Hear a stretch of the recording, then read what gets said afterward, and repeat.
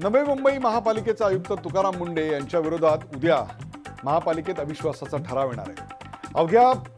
अवघ्या 5 महिन्यात आपल्या कर्तृत्वाची छाप पाडणाऱ्या मुंढेंना हटवण्याच्या जोरदार हालचाली सुरू झाल्या आहेत। विरोधी पक्षात असलेल्या शिवसेनेनं हा अविश्वासाचा ठराव मांडलाय आणि आश्चर्य म्हणजे सत्ताधारी राष्ट्रवादी यांच्यासह काँग्रेसनं त्याला पाठिंबा दर्शवलाय। त्यामुळे शिवसेना, राष्ट्रवादी काँग्रेस आणि काँग्रेस अशी अनोखी युती या निमित्तानं महानगरपालिकेत पाहायला मिळते।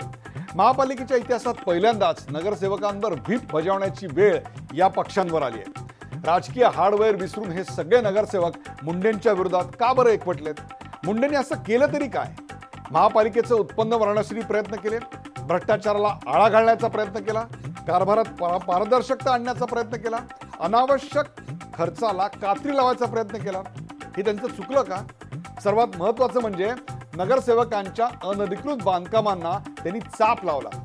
अनधिकृत बांधकामं करणाऱ्या राष्ट्रवादीच्या, शिवसेनेच्या, भाजपच्या सगळ्याच पक्षाच्या नगरसेवकांची त्यांनी चौकशी सुरू केली। त्यामुळेच तर हा अविश्वास ठराव आलेला नाहीये ना।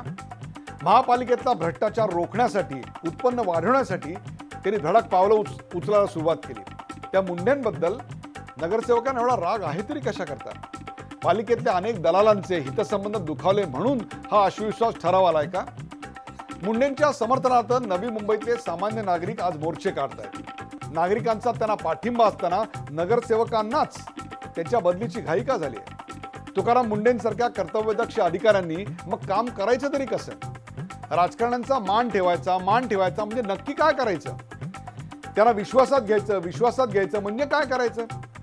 या सगळ्या लढ्याला कर्तव्यदक्ष अधिकारी विरुद्ध लोकप्रतिनिधी असं स्वरूप आलंय। उद्या या सगळ्याचा क्लायमॅक्स आहे। सकाळी 11 वाजता महापालिकेच्या सभेत मुंढेंच्या म्हणजेच एक प्रकारे नवी मुंबईच्याच भाग्याचा फैसला होणार आहे। मुंढेंच्या विरोधातला अविश्वास ठराव संमत झाला किंवा असंमत झाला तर नेमका काय संदेश जाणार आहे? या सगळ्या पार्श्वभूमीवर मुख्यमंत्री देवेंद्र फडणवीस काय निर्णय घेतील? चला यासारख्या असंख्य प्रश्नांचा वेध घेऊयात आजच्या खास रोखठोक कार्यक्रमात नवी मुंबईचा जुना खेळ।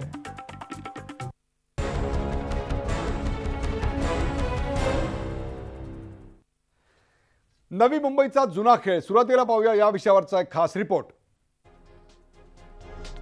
अवघ्या 5 महिन्यातच नवी मुंबईतल्या प्रस्थापित राजकारण्यांना सळो की पळो करून सोडणारे तुकाराम मुंढे यांच्या विरोधात सगळे एकवटलेत। नवी मुंबई महापालिका आयुक्त पदावरून मुंढेंची उचलबांगडी करण्यासाठी सत्ताधारी राष्ट्रवादी काँग्रेससह विरोधी पक्षातल्या शिवसेनेची ही युती झाली। नवी मुंबईतल्या अनधिकृत बांधकामांच्या विरोधात मुंढेंनी धडक कारवाई सुरू केली।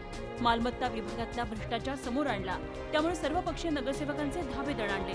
मात्र शिवसेना आणि काँग्रेसचे काही नगरसेवक मात्र तुकाराम मुंढेंवर खुश आहेत। त्यांनी अविश्वास ठरावाच्या विरोधात मतदान करू नये यासाठी चक्क व्हीप बजावण्याची वेळ सर्व पक्षांवर आली आहे।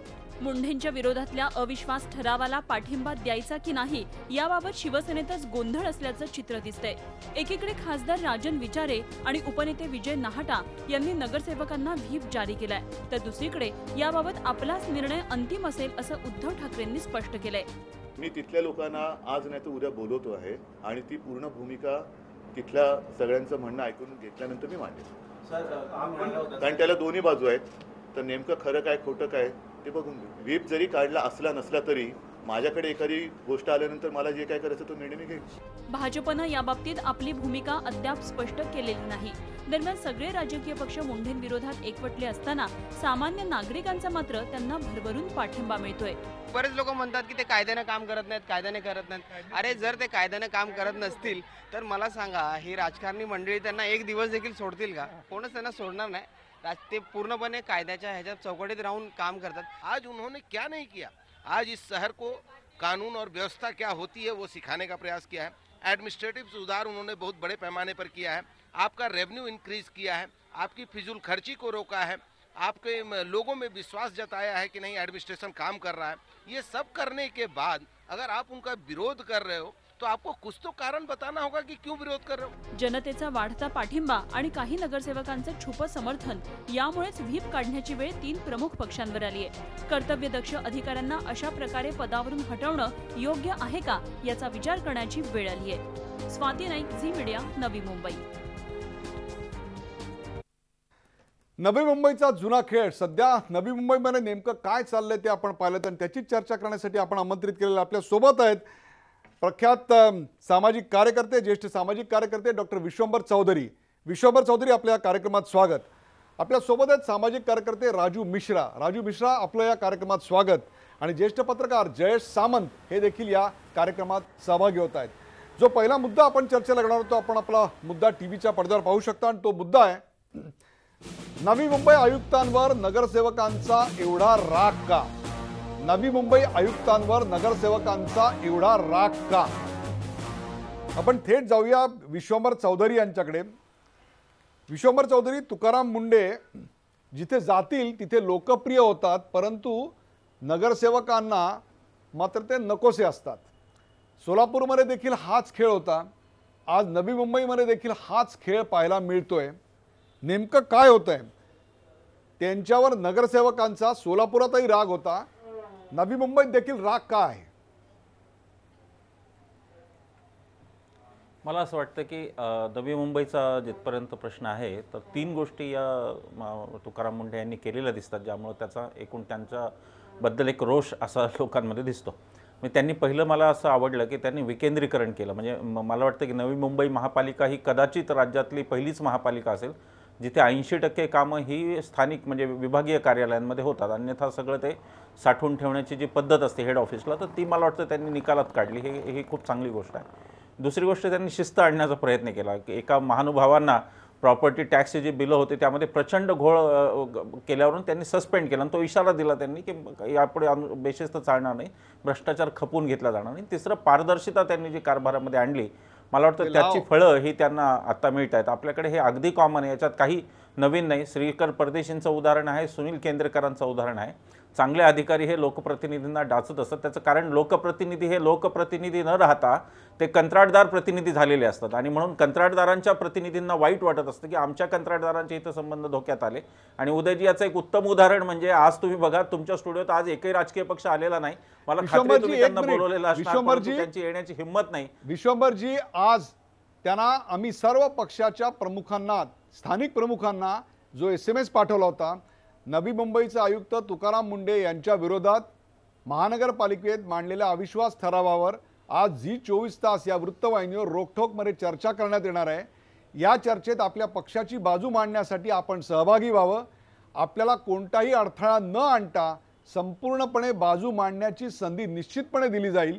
या मुद्द्यावर सर्व बाजूंनी योग्य चर्चा व्हावी हा आमचा प्रयत्न आहे. कृपया आपण सहभागी व्हावे ही विनंती.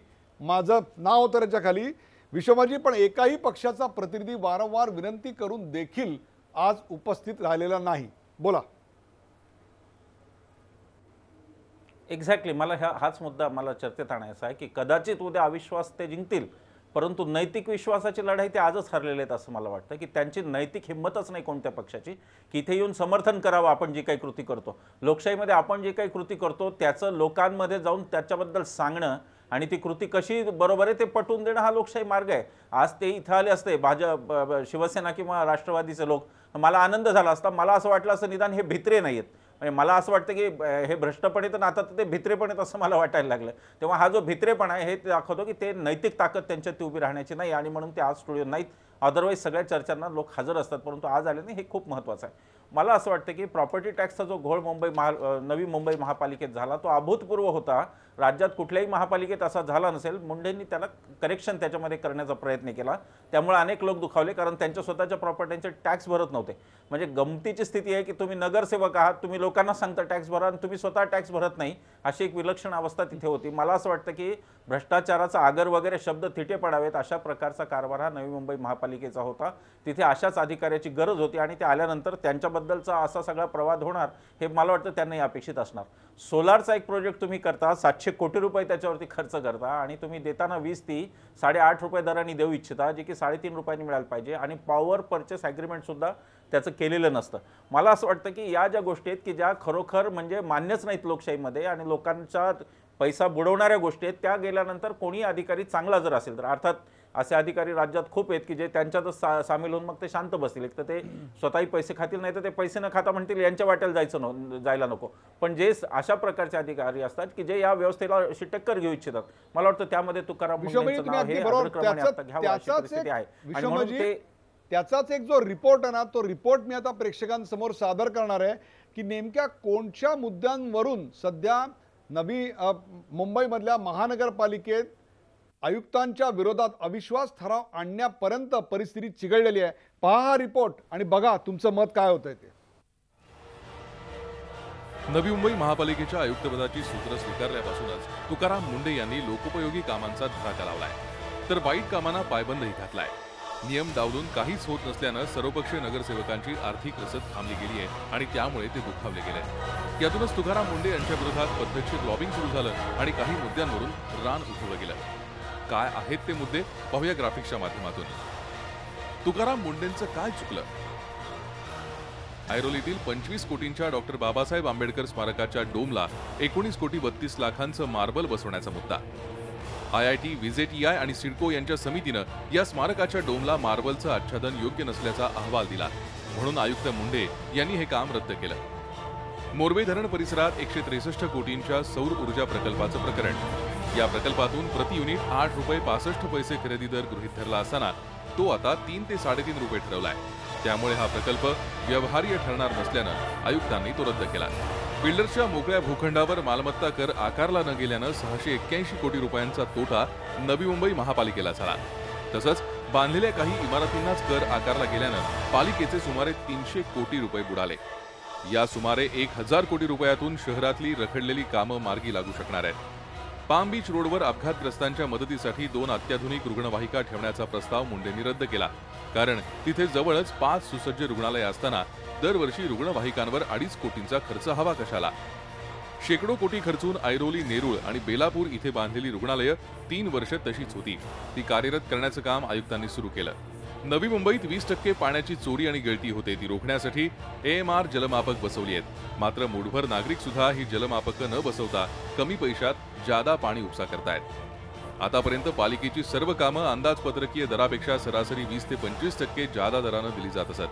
मात्र मुंढे यांनी सूत्र स्वीकारल्यानंतर कुठलंच टेंडर जादा दरानं देण्यास नकार दिला. यामुळे आता अंदाजपत्रकीय दरापेक्षाही कमी दरानं टेंडर निघू लागली आहेत. विद्यार्थ्यांना वाटल्या जाणाऱ्या 6 शालेय वस्तूंचं टेंडर मागील वर्षापेक्षा 15 कोटी रुपये कमी दरानं दिलं गेलं. अशा विविध टेंडरच्या माध्यमातून पालिकेचे शेकडो कोटी रुपये 6 महिन्यात वाचलेत. लोकांना घर बसल्या मिळतील अशा 16 नागरी सेवा आणि 5 परवाने आयुक्त मुंढे यांनी ऑनलाईन उपलब्ध करून दिलेत. तसंच ऑनलाईन तक्रार निवारण प्रणालीही सुरू केली आहे. शिवाय तक्रार निवारण न झाल्यास त्याची जबाबदारी अधिकाऱ्यांवर टाकली आहे.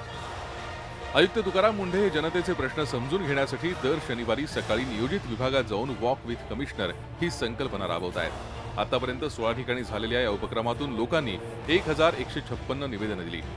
त्यातली 1024 निवेदनं निकाली काढण्यात आली आहेत. नवी मुंबई महानगरपालिकेने IT क्षेत्रात गव्हर्नन्स क्षेत्रामध्ये फार मोठं काम माननीय तुकाराम मुंढे साहेब आल्यानंतर केलेलं आहे. 16 ठिकाणी आम्ही वॉक विथ कमिशनर हा उपक्रम आयोजित केलेला आहे. अतिशय चांगला प्रतिसाद नागरिकांकडून येत आहे. यामध्ये ज्या समस्या सुटण्या पॉलिसीच्या नाहीत त्या 7 दिवसात सोडवण्यात येत आहेत. साधारणतः 1100+ अर्ज आमच्याकडे प्राप्त झाले होत्या वॉक विथ कमिशनरमध्ये. 1000+ अर्जचे आम्ही निराकरण केलेलं आहे. बांधकाम परवान्यासाठी लागणाऱ्या परवानग्या आणि NOC यांची संख्या पूर्वी 36 होती, ती आता थेट 7 वर आणण्यात आली आहे. तसंच बांधकाम परवाना देण्याचा कालावधी 45 दिवसांवरून 21 दिवसांवर आणला गेला आहे. यामुळे रिअल एस्टेट क्षेत्रातले लोक समाधान व्यक्त करत आहेत. मुंढे साहेबांनी अभ्यास केला की DC रेग्युलेशन्स प्रमाणे किती गरजेचे आहेत. त्या पद्धतीने जे खरे जरुरी आहेत तेवढे करून अंदाजे 75% डॉक्युमेंटची कमी झाली. 75% डॉक्युमेंट कमी लागतील. DC रेग्युलेशन्समध्ये ज्या गोष्टींची तरतूद आहे त्याच्या पलीकडे एकही एक्स्ट्रा डॉक्युमेंटची गरज पडणार नाही. प्रामाणिक आणि कर्तबगार पालिका आयुक्त नवी मुंबईला मिळालेला असतानाही राजकीय नेते त्यांचा सुयोग्य उपयोग करून घेण्याऐवजी त्यांचा गेम करण्यातच गुंतले. त्यामुळे आता सामान्य जनतेनंच या विरोधात आवाज उठवणं आवश्यक आहे. मुंढे साहेब, तुमचं चुकलंच. लोकप्रतिनिधींपेक्षा लोकहित पाहिलं, भ्रष्टाचाराला पायबंद घातला, वायफळ खर्च कमी केला, जनतेशी थेट संवादही साधला, तरीही तुम्ही चुकीचे आहात. कारण हे सर्व केल्याने काहींच्या दुकानदाऱ्या बंद होत आहेत. त्यामुळंच त्यांच्या लेखी तुम्ही चुकीचे आहात. परंतु नवी मुंबईतील सुजाण जनतेला माहीत आहे की कोण चूक आणि कोण बरोबर. परीक्षेत प्रत्येक पेपरामध्ये 100 पैकी 100 मार्क मिळाल्यानंतरही उत्तर जे आपल्याकडे गुणपत्रक येतं त्याच्यामध्ये मात्र नापासाचा शेरा तुकाराम मुंडे यांच्या नावापुढे लिहायला उद्या अविश्वासाचा ठराव आणला जाणार आहे. जयेश सामंत आपल्याबरोबर आहे. जयेश सामंत, ठाणे महानगरपालिकेत जशी एक गोल्डन गँग अस्तित्वात होती तशीच एक गोल्डन गँग नवी मुंबई महानगरपालिकेत पण आहे. मला असं थेट सांगता येणार नाही कुठली गँग आहे वगैरे, पण माझं असं म्हणजे एकंदरच बरीच वर्ष मी महापालिका कव्हर करतो. नवी मुंबई महापालिका मी पाहिलं आहे, ठाणे महापालिका मी पाहिलं आहे. अशा पद्धतीने कुठल्या ना कुठल्या तरी गँग कुठे ना कुठेतरी या सगळ्या स्थानिक स्वराज्य संस्थांमध्ये कार्यरत असतात. स्वतः मुख्यमंत्री देवेंद्र फडणवीस यांनी मध्यंतरी या संदर्भात काही वक्तव्य केली होती. आणि या सगळ्या ज्या शाखा आहेत महापालिकांमध्ये, नगरसेवक, अधिकारी, ठेकेदार यांच्या पूर्ण शाखा मोडून काढण्याची घोषणाही त्यांच्या माध्यमातून झाली होती. मला असं वाटतं काही महिन्यांपूर्वी या दृष्टीने मुख्यमंत्र्यांनी एक पाऊल उचललं. ते म्हणजे 6 महिन्यांपूर्वी तुकाराम मुंडेंसारखं एक स्ट्रॉंग ऑफिसर आहेत ते त्यांनी नवी मुंबई महापालिकेत आणले. आणि तुम्ही मगाशी जो रिपोर्ट दाखवला त्यांनी 6 महिन्यात काय केलं, जे साधारणपणे CMना जे अपेक्षित होतं ते त्याच दृष्टीने ही सगळी वाटचाल सगळी सुरू झाली. हे झालंय कसं लक्षात घ्या. म्हणजे मला जो उद्याचा अविश्वास ठराव येतोय, नवी मुंबई लक्षात घ्या, नवी मुंबई हे एक सुजाण रहिवाशांचं एक शहर आहे. सिडकोनी अत्यंत नियोजनबद्ध पद्धतीने या शहराची सगळी उभारणी केलेली आहे, आखणी केलेली आहे. आणि अशा शहरामध्ये अशा शहरावर एक बट्टा लागेल अशा पद्धतीचं काम उद्या होणार आहे असं मला दिसतंय. लोकप्रतिनिधी आणि ब्युरोक्रेसी याच्यामध्ये मतभेद असतील तर मला असं वाटतं ते जिवंतपणाचं लक्षण आहे. पण हे मतभेद कशा प्रकारचे आहेत हे आपण समजून घेतलं पाहिजे. आणि गेल्या काही दिवसांपासून, गेल्या 15 आठवड्यापासून, गेल्या महिन्याभरापासून ज्या दृष्टीने हे सगळं सुरू आहे ते मुळातच सुजाण नवी मुंबईकरांना धक्का देणार आहे. या सगळ्या मुळाशी एक अर्थ करण्याची एक मोठी साखळी आहे.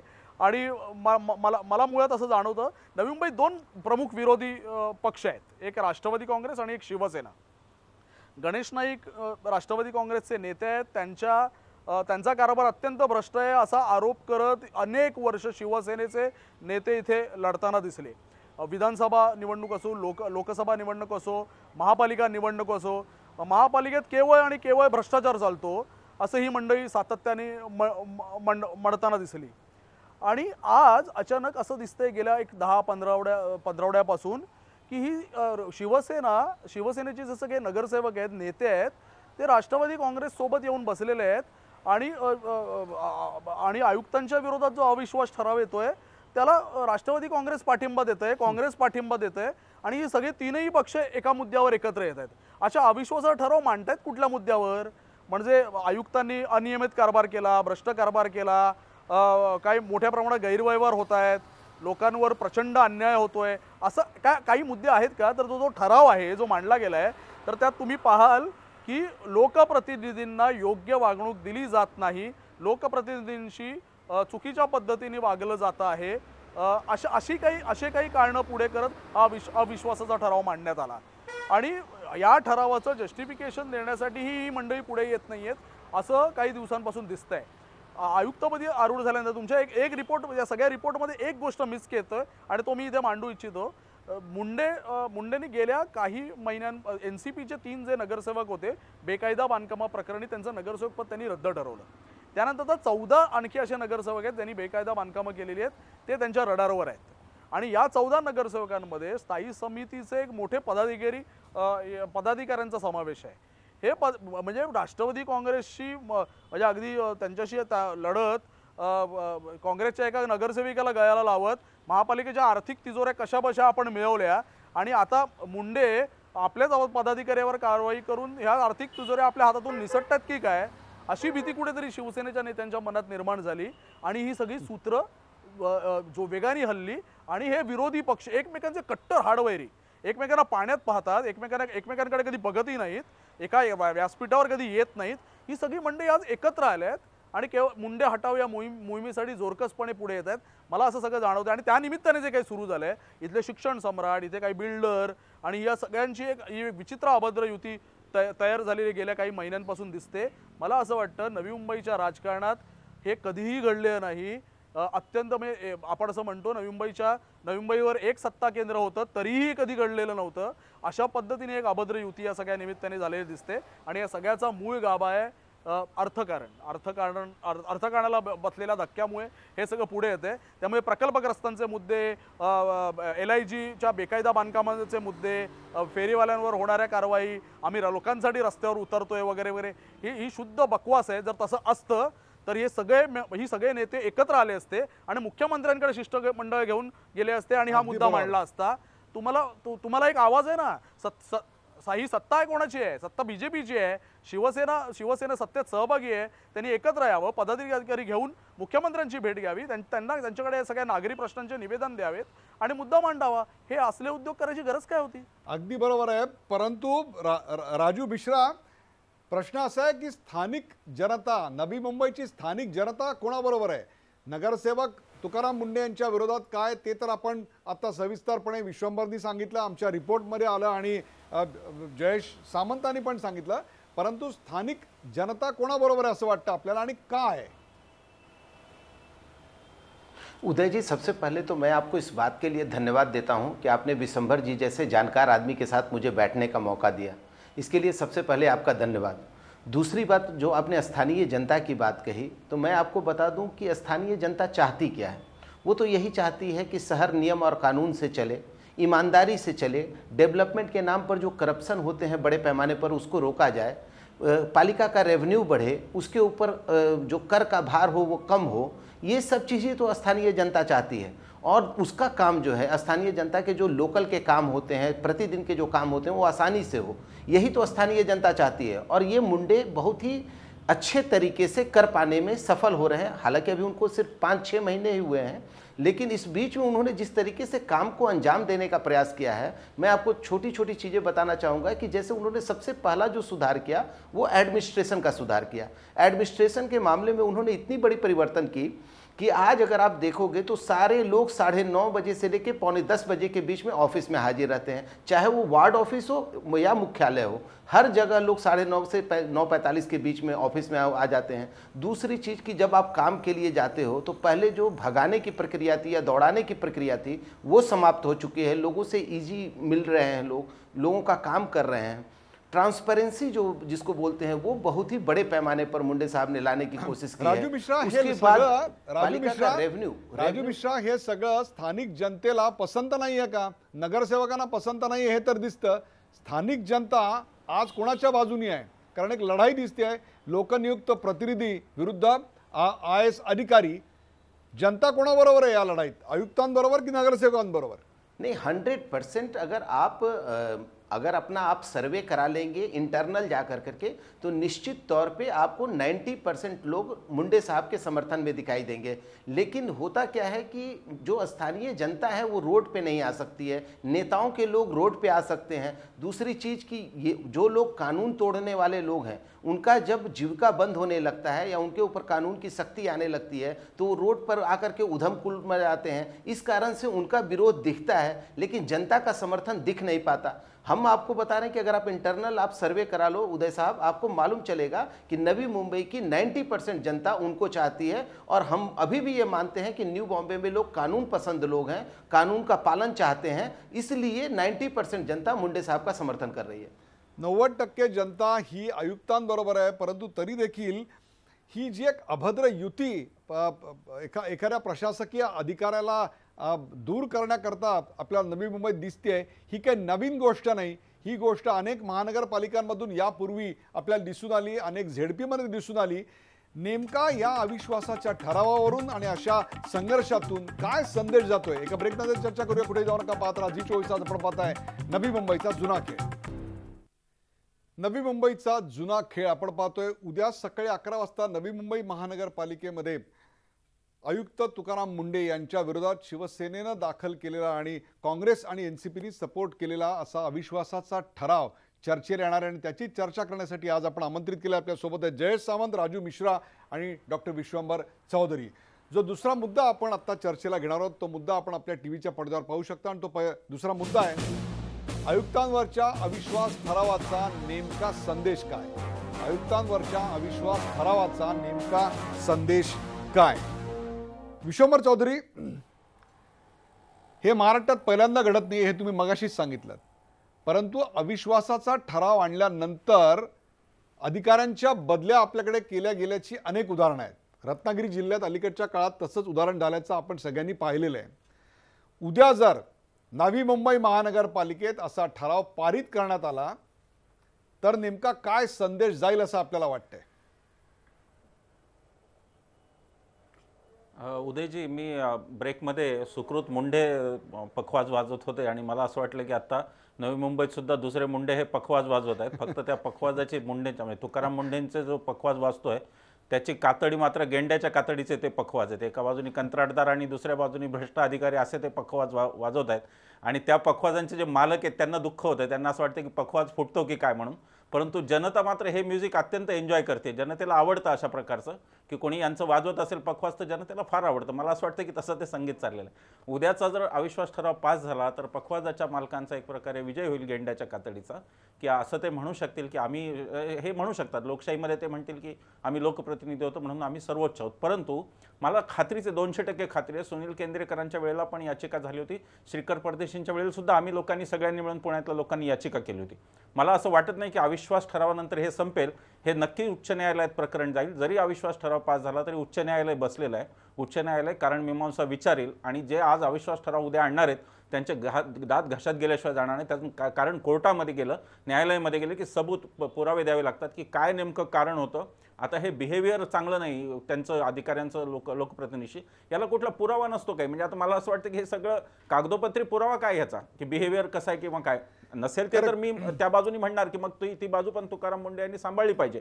परंतु ज्याला पुरावे आहेत अशा गोष्टीच कोर्टामध्ये टिकणार. त्यामुळे याच्यावर नक्की नवी मुंबईतले लोक हा मुद्दा विश्वंभरजी कोणी लोक करतील हा मुद्दा कोर्टात हा जो मुद्दा आहे ना, तुम्ही जो आता मुद्दा अत्यंत महत्त्वाचा मांडलात की लोकप्रतिनिधींना विश्वासात घेतलं जात नाही, लोकप्रतिनिधींचा सन्मान ठेवला जात नाही.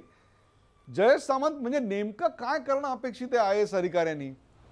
लोकप्रतिनिधींचा सन्मान ठेवला पाहिजे म्हणजे काय केलं पाहिजे, काय अपेक्षित आहे. त्यांनी आलेल्या प्रत्येक फाईलवर सही करायची का, ते सांगतील तेव्हा त्यांच्यासाठी एका क्षणात उपलब्ध होऊन ते म्हणतील त्या ठिकाणी तसं वागलं पाहिजे का, आपल्या पाठीचा कणा तोडून टाकला पाहिजे का, काय अपेक्षित तरी काय आहे. नाही, माझा एक मुद्दा यामध्ये मी सुरुवातीपासूनच आहे.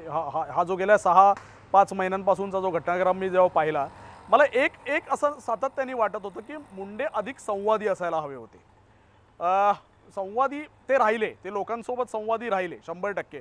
त्यांचा वॉक विथ कमिशनर वगैरे वगैरे सारखे ते त्यांचे जे अनेक उपक्रम आहेत त्याला खूप सुरुवातीला चांगला प्रतिसाद मिळाला, तो अजूनही मिळतोय. ते लोकांशी सातत्याने बोलण्याचा प्रयत्न करतात वगैरे वगैरे.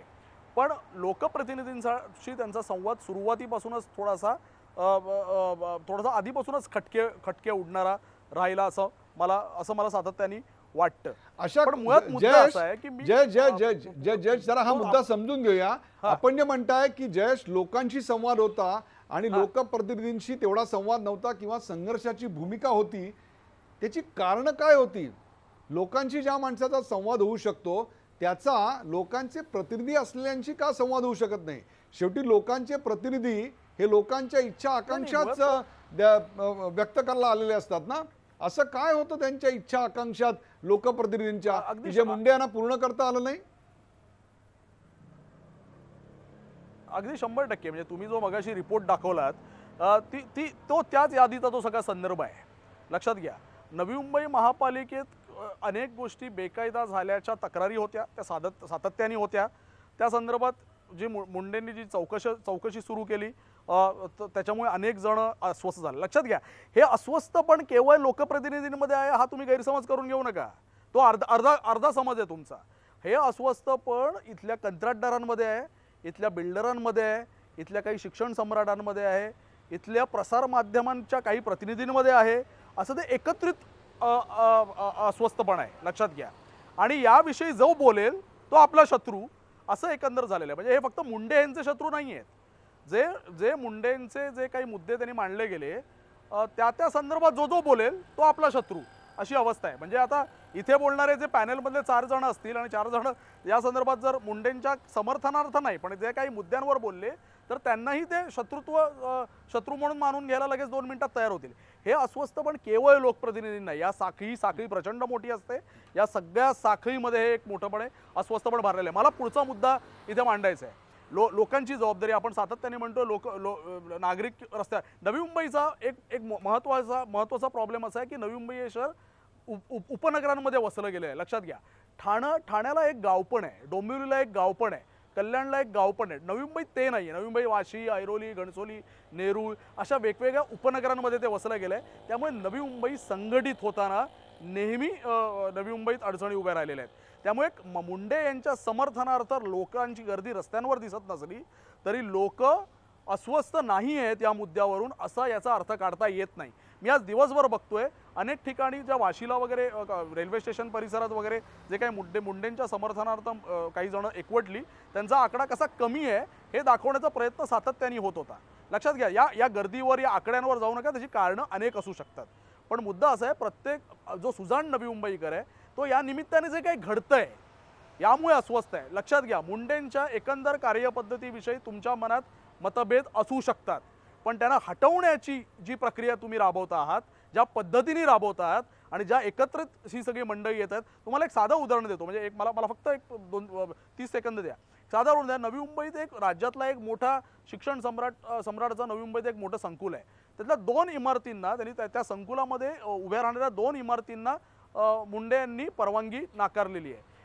त्यांनी त्यापैकी एक इमारत ही पार्किंगच्या जागेवर त्यांनी उभी केली, म्हणून मुंडे त्यांच्या CC रिवोक करण्याच्या प्रोसेसमध्ये आहेत. आणि दुसऱ्या इमारतीला त्यांनी LBT आणि मालमत्ता कर जो भरायचा असतो तो भरलेला नाही, तो आधी भरा, मग मी तुमची OC क्लिअर करतो, म्हणजे OC तुमच्या हातात देतो, हे म्हणून त्यांनी ती OC थांबवलेली आहे.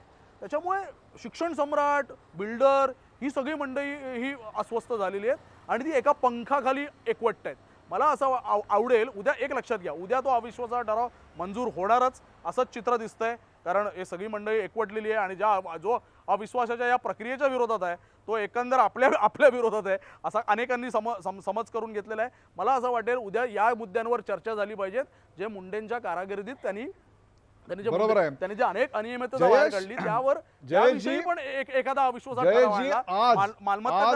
आज या सर्व पक्षीय नगरसेवकांनी येऊन त्यांची देखील बाजू मांडावी याकरता आम्ही दिवसभर प्रयत्न करत होतो, त्यांना SMS पाठवत होतो, परंतु त्यांनी यायला असमर्थता दर्शवली. यातच बरंच काही आहे. किंवा त्यांचे मुद्दे असू शकतात, अगदी तुकाराम मुंडे यांच्या विरोधात मुद्दे असू शकतात, ते तेवढ्या सक्षमपणे आम्ही मांडू दिले असते आणि मग जनतेवर निर्णय सोपवला असता की तुम्हाला यातली कोणती बाजू योग्य वाटते ते ठरवा. परंतु राजू मिश्रा, आज तरी अशी परिस्थिती दिसते की उद्या सकाळी 11, मी येतो तुमच्याकडे जयेश सामंत. राजू मिश्रा, उद्या सकाळी 11 वाजता हा ठराव जेव्हा चर्चेला येणार आहे त्यावेळेला नवी मुंबईतून संपूर्ण महाराष्ट्रामध्ये जे असे संघर्ष ठिकठिकाणी चालू आहेत, लोकप्रतिनिधी विरुद्ध आयुक्त, लोकप्रतिनिधी विरुद्ध उपायुक्त, अतिरिक्त आयुक्त, त्यांना काय संदेश जाईल असं वाटतं आपल्याला राजू मिश्रा? देखिए, नवी मुंबई का एक सुजान नागरिक होने के नाते मुझे तो ऐसा लगता है कि अगर ऐसा होता है तो ये कहीं ना कहीं भ्रष्टाचार बनाम ईमानदारी की लड़ाई है. अब हम लोगों को सेलेक्ट करना है कि हम भ्रष्टाचार चुनते हैं या ईमानदारी चुनते हैं, और इस पर पूरा नवी मुंबई का भविष्य तय होगा. हम आपके पास आ रहे थे उदय, मुझे मालूम है आप एक बहुत ही अनुभवी पत्रकार हैं, तो आपके पास आने के पहले मैं हमेशा अपना दस्तावेज साथ लेकर के आया बहुत सारा. मैं चाहता हूं कि थोड़ा सा अगर आप मुझे समय दें 2 मिनट का, तो मैं आपके सामने बातें रखना चाहता हूं. Please go ahead. आप देखिए उदय साहब, ये मेरे हाथ में एक पेपर है. ये पेपर में जो हमारे स्टैंडिंग कमेटी के वर्तमान चेयरमैन हैं शिवराम पाटिल साहब, उनका जो बिल्डिंग है वो किस तरीके से अवैध है, ये MRTP की नोटिस मेरे हाथ में है. और शिवराम पाटिल साहब की पत्नी जो अनीता शिवराम पाटिल है, उनका वो ज़मीन है, उस पर वो बिल्डिंग है और उसमें MRTP की नोटिस गई है. और उनका और उनकी पत्नी का पद जाने का उनको सुनवाई थी 21 तारीख को, जो उन्होंने 28 तारीख का डेट लिया है. और यही कारण है कि 25 को ये लोग अविश्वास प्रस्ताव ला रहे हैं। ऐसा नहीं कि केवल शिवराम पाटिल हैं। अगर मेरे हाथ में एक और पेपर है, अगर आप देखेंगे तो ये MK मड़वी जो शिवसेना के नगर सेवक हैं, ये उनका पेपर है। इनका एरोली सेक्टर 5 में प्लॉट नंबर 1 पर इन्होंने जो इलीगल काम कर रखा है उसके मेरे पास पेपर हैं। जो इनका भी, जो इनकी पत्नी, ये और इनके बेटे तीनों नगर सेवक हैं। आप मेरे को बताइए कि जब आप पालिका के ट्रस्टी हो, आप पालिका के नगर सेवक हो और इस तरीके से आप ही पालिका के नियमों का उल्लंघन कर रहे हो, तो आयुक्त आपको वैल्यू दे भी तो क्यों दे? जब आप पालिका के ट्रस्टी होने के बावजूद आप उसका राजू मिश्रा, शिवराम पाटील यांची देखील काहीतरी बाजू असू शकते। शिवराम पाटील यांच्या सकट सर्वांना विनंती करण्यात आली होती, त्या पक्षाला विनंती करण्यात आली होती, परंतु कोणी आलेलं नाहीये। राजू मिश्रा, उद्या जर अविश्वासाचा ठराव पास झाला, पारित करण्यात आला, तर नवी मुंबईतून काय संदेश जाणार आहे उर्वरित महाराष्ट्रासाठी? भ्रष्टाचार विरुद्ध ईमानदाराच्या या लढाईतनं काय संदेश जाईल? उदय साहब, एक सेकंड मुझे और मौका दीजिएगा। बिशंभर साहब ने एक सौर एनर्जी का जो प्लांट और हाइड्रो एनर्जी का जो प्लांट लगाया जा रहा था उसका जिक्र किया बिशंभर साहब ने। मैं आपको बता दूं, ये सौर एनर्जी और हाइड्रो एनर्जी का अगर उसका मेंटेनेंस कॉस्ट के हिसाब से आप देखेंगे तो 300 करोड़ का टेंडर था। और किसको दिया गया है मालूम है? पुणे में एक कंप्यूटर की स्टेशनरी सप्लाई करने वाले दुकान के मालिक को दिया गया है। अगर उस चीज को लेकर करके अगर मैंने इसमें कंप्लेन किया था आयुक्त के पास कि इस कॉन्ट्रैक्ट को रद्द किया जाना चाहिए। वो कॉन्ट्रैक्ट अगर आयुक्त रद्द करते हैं तो क्या गलत करते हैं आप? आंख। और इसके बाद एक और मैं आपको पेपर दिखाऊंगा जिसमें आपको काम पहले हो चुका है, निविदा बाद में निकली है, इसके सारे प्रमाण हैं। और तब जाकर के भी अगर आयुक्त कार्रवाई न करे, संदेश या काय ऐसे जाईल? लोगों को दंडित न करे, राजू तो मिश्रा, तो क्या करें? संदेश और दूसरी बात जो शेवटी बोल रहे हैं आप, संदेश काय भ्रष्टाचार जाईल? विरुद्ध राजू ईमानदारी। मिश्रा, संदेश काय जाणार आहे याच्यात? हाँ, वही उसी पे मैं आ रहा हूं। भ्रष्टाचार विरुद्ध ईमानदारी में अगर ईमानदारी पराजित होती है उदय साहब, तो मुझे ऐसा लगता है कि कल ये हम लोगों को जो संदेश जाएगा सो जाएगा ही, कल उन ईमानदार ऑफिसरों के लिए बहुत ही बड़ा तकलीफदेह होगा कि जो लोग हमारे लिए अपनी करोड़ों की काली कमाई को ठोकर मार रहे हैं, अगर हम उनके साथ अपनी भावना भी व्यक्त नहीं करेंगे तो ये दुर्भाग्यपूर्ण है और पूरे शहर के लिए दुर्भाग्यपूर्ण है। डॉक्टर विश्वंभर चौधरी, नेहमी सत्याचाच विजय होईल अशा प्रकारची काय म्हणू आपण त्याला, अशा प्रकारची परिस्थिती सध्या राहिलेली आहे असं काही म्हणायचं कारण नाही। अनेकदा आपण पाहिलेलं आहे की आपल्याला विपरीत घटना पाहायला मिळतात। नवी मुंबईतून काय संदेश जाईल असं वाटतं आपल्याला? संदेश पारित झाला तर किंवा अविश्वासाचा ठराव पारित नाही झाला तरी काय संदेश जाईल असं वाटतं आपल्याला? विश्वंभरजी, मला असं वाटतं की अविश्वास ठराव जर उद्याचा पास झाला तर लोक विरुद्ध लोकप्रतिनिधी या लढ्यांमध्ये, खरं म्हणजे हा लढा नाही आहे, ते लोकांचे प्रतिनिधी आहेत, पण तरी ह्या द्वंद्वामध्ये लोकप्रतिनिधी आपल्या बळावर जिंकतात असा संदेश एक पहिला जाईल। परंतु मग दुसरा संदेश जनता अशी देईल की ज्यांनी ह्यात सहभाग घेतला त्यांना जनता दूर करून महापालिकेत पुन्हा येऊ देणार नाही। जनता हे फार मोठं अस्त्र आहे। मला नवी मुंबईच्या लोकांना अपील करायचं आपल्या माध्यमातून की उद्याची लढाई ही लोक विरुद्ध लोकप्रतिनिधी अशी लढाई आहे। ती तुकाराम मुंडे विरुद्ध लोकप्रतिनिधी अशी लढाई, ते तुमच्या मताचा आदर न करता ते तुमच्यावर वेगळे वेगळे भ्रष्ट अधिकारी लादतात आणि प्रामाणिक अधिकाऱ्यांची ससे उलपट करतात। त्यामुळे आपण म्हणलात ते अगदी खरं आहे की आता सत्याचा जर विजय व्हायला पाहिजे असेल तर सत्याला सुद्धा संख्याबळ दाखवावं लागतं। मानियले नाही बहुमता ही आता परिस्थिती राहिलेली नाही। सत्य असत्याशी मन केले ग्वाही, मानियले नाही बहुमता असं तुकाराम म्हणाले, पण ती परिस्थिती आज नाही। मिश्राजींनी आता जी 2 उदाहरणं दिली त्याच्यातून हे सिद्ध होत आहे की ज्यांना लोकांनी निवडून दिलं ते लोकांची बेईमानी करतायत। तर तशा परिस्थितीत लोकांची भूमिका आहे। मी खात्रीने सांगतो, जर उद्या 20,000चा जरी मोर्चा मुंबई महापालिकेचा खरं म्हणजे सकाळी निघाला असता उद्या 9 वाजता, तर यांची हिंमत झाली नसती।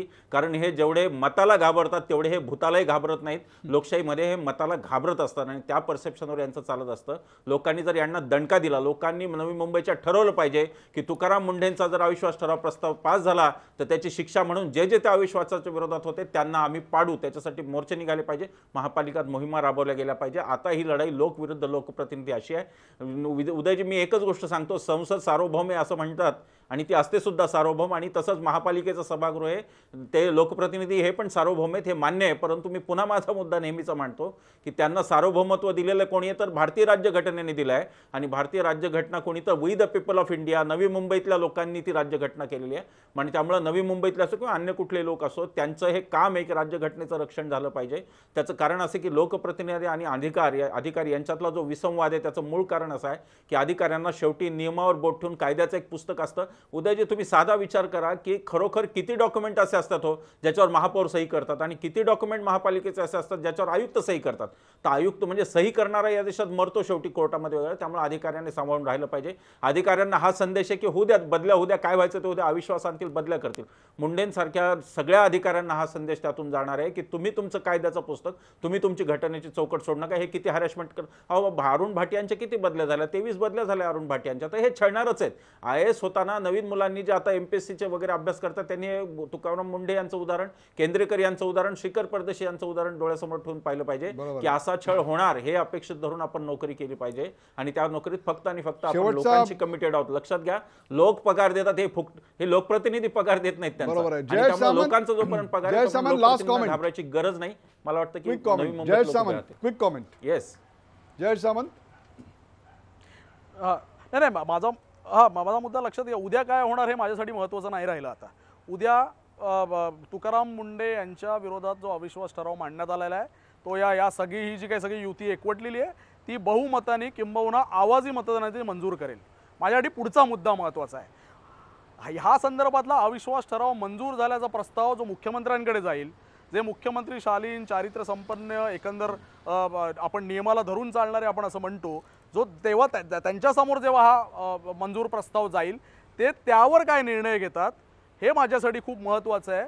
आणि ते काय संदेश देतात या निमित्ताने महाराष्ट्राला, सनदी अधिकाऱ्याला, प्रामाणिक अधिकाऱ्यांना आणि एकंदर सिस्टमला, ते जेव्हा मुख्यमंत्री जेव्हा म्हणतात की महापालिकांमधली, स्थानिक स्वराज्य संस्थांमधली भ्रष्टाचाराची एक साखळी मला मोडून काढायची आहे, आणि ही जेव्हा साखळी मोडून निघते की काय असं जेव्हा चित्र आपल्यासमोर उभं राहत आहे, तेव्हा मुख्यमंत्री नेमके, या राज्याचे मुख्यमंत्री देवेंद्र फडणवीस नेमकी काय भूमिका घेतात याकडे माझ्यासारख्या एका सुजाण नागरिकाचं, पत्रकाराचं लक्ष आहे. उद्या काय होणार याविषयी मला अजिबात उत्सुकता नाही. करेक्ट. प्रेक्षकांनो, नवी मुंबईचा जुना खेळ या विषयावरची ही चर्चा आपण पाहिलीत. तुकाराम मुंडेंच्या विरोधात अविश्वास ठराव मांडणारा राजकारण्यांपैकी कुणीही चर्चेला आलं नाही हे देखील आज जनतेने पाहिलं. सध्याचे लोकप्रतिनिधी हे खरं तर कंत्राटदारांचे प्रतिनिधी झालेत. अशा चर्चांना हजर राहण्याची नैतिक ताकद त्यांच्यामध्ये नाही असा टोला विश्वंभर चौधरी यांनी लगावला. तर आतापर्यंत कायम राष्ट्रवादीच्या कथित भ्रष्ट कारभाराविरोधात आवाज उठवणारी शिवसेनाच आज राष्ट्रवादीच्या खांद्याला खांदा लावून अविश्वासाचा ठराव आणते. शिवसेना, राष्ट्रवादी आणि काँग्रेसचे नगरसेवक, कंत्राटदार, शिक्षण सम्राट, बिल्डर अशी युती आम्हाला पाहायला मिळते. या सगळ्यांच्या अर्थकारणाला धक्का लागल्यामुळेच अविश्वासाचा ठराव आणला जातोय, याकडे जयेश सामंत यांनी लक्ष वेधलं. तर नवी मुंबई हे शहर नियम आणि कायद्यानं चालावं हीच इथल्या नागरिकांची अपेक्षा आहे. इथल्या जवळपास 90% सामान्य नागरिकांना नागरिकांचा तुकाराम मुंडेंनाच पाठिंबा आहे. राजू मिश्रांनी हे आवर्जून यावेळी सांगितलं. मुंड्यांच्या बाबतीत जे काही घडतंय त्यामुळे नवी मुंबईकर अस्वस्थ आहे आणि त्यांच्यासारख्या कार्यतत्पर अधिकाऱ्याला नवी मुंबईची गरज आहे, नवी मुंबईला त्यांची गरज आहे, असंही या चर्चेत स्पष्ट झालं. प्रेक्षको, जी मंडळी तत्वापेक्षा केवळ आपल्या अधिकारांनाच महत्त्व देतात ती लवकरच दोन्ही गमावून बसतात. तुकाराम मुंडेंच्या विरोधात अविश्वास ठराव आणणाऱ्या नगरसेवकांचंही असंच होणार आहे. नवी मुंबईतली जनता आयुक्तांच्या पाठीशी आहे, त्यामुळे जनतेच्या भावनांची थोडीफार चाळ असणाऱ्या नगरसेवकांनी या अविश्वास ठरावाला मुळीच धूप घालू नये, आपला कणा दाखवावा. तुकाराम मुंडेंना हटवण्याची जनतेची इच्छा नाही हे सगळ्या नगरसेवकांनी लक्षात ठेवावं. आणि अविश्वासाच्या ठरावानं किंवा त्याच्या विरोधात निर्णय झाला तरी मुख्यमंत्री देवेंद्र फडणवीस यांनी प्रशासक या नात्याने योग्य ती भूमिका घेतली पाहिजे.